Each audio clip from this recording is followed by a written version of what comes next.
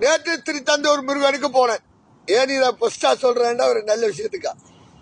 அப்ப போயிட்டு பார்த்தா அரி கும்பிட்டுட்டு தெய்வத்துக்கு அதை சொல்ல வேண்டியதை கடமையில் இருந்தாங்க தெய்வங்களுக்கு.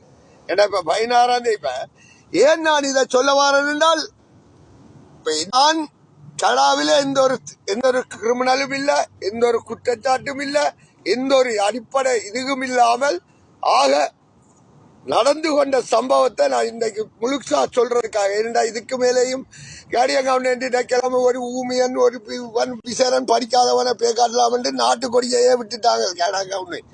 அதான் உண்மை. ஏன் நான் இதை சொல்றேன்னா இந்த நான் சொல்றதோட விளங்கும்.